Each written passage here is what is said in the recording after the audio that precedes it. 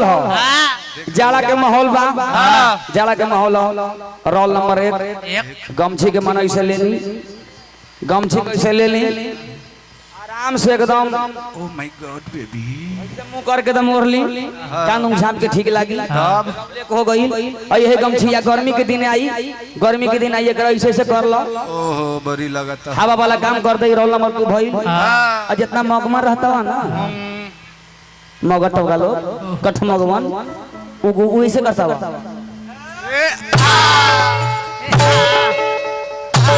चले चले गुड्डू छक्का दे रे काठी रे। अरे रुपया 200 अच्छा जौना जौना लगा के आइल वाली। ओहो देख बाबू, देखो देखो आज जितना मर्द रही मर्द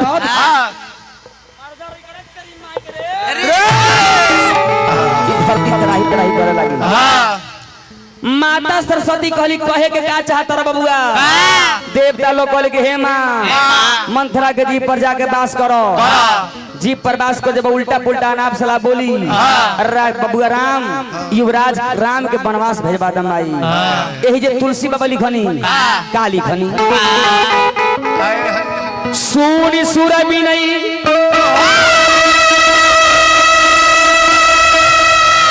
अरे थारी पछताती,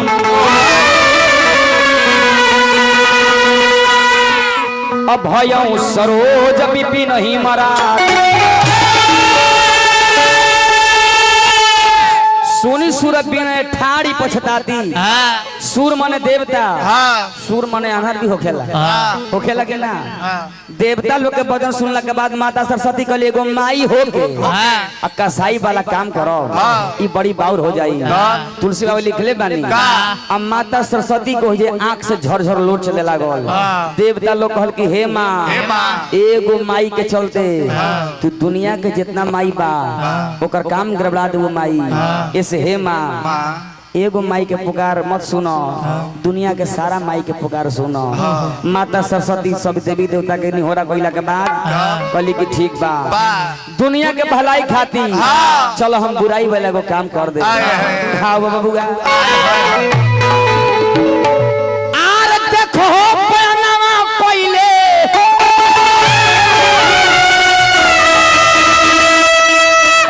आरे अजुधा भवनमा हो बयानमा सुनो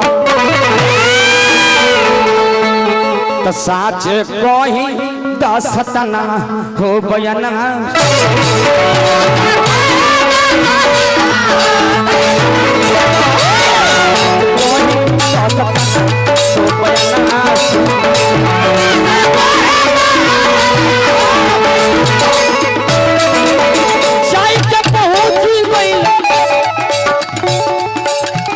माता सरस्वती चलल बाड़ी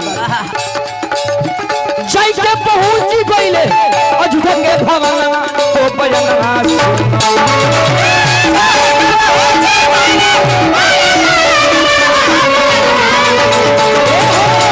जय के पहुंची गइले अजुधा भवनमा हो बयानमा।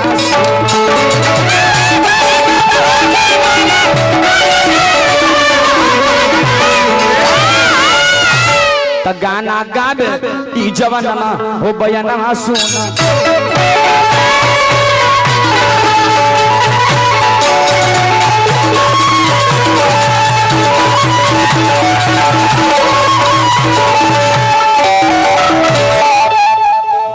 देवता लोग के बार बार विनय विनती कइला पर माता सरस्वती अयोध्या में प्लान करत तारी। मंथरा नाम के नारी रहे, मंथरा के जीवा में बास कर गईली।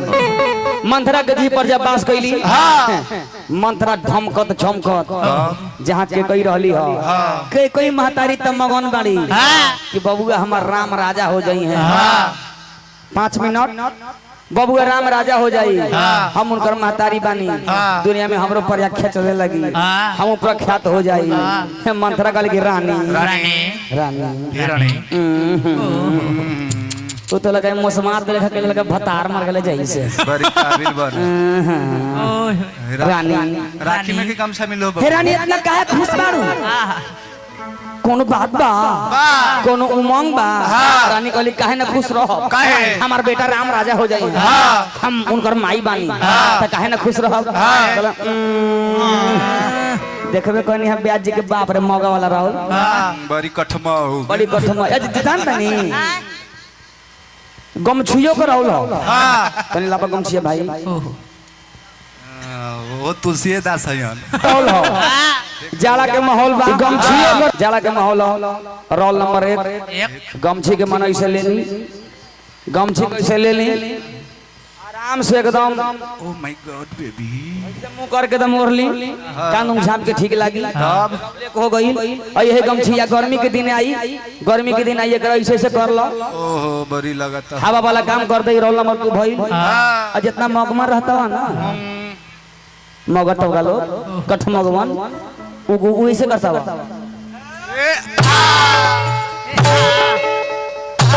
चले चले गुड्डू छक्का दे रे काठी रे अरे रुपया 200 अच्छा जौना जौना लगा के आइल वाली ओहो देख बाबू देखो देखो आ जितना मर्द रही घूम के माल मर्द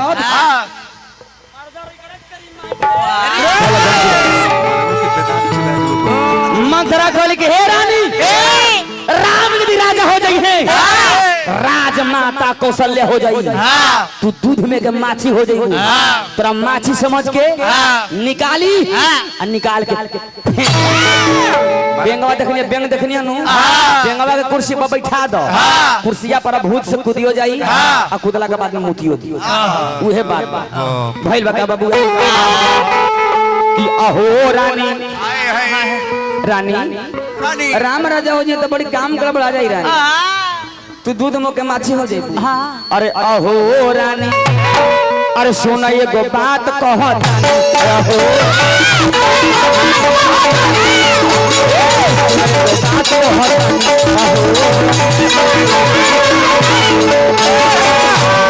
और दिलवा में रखले बानी और डर से न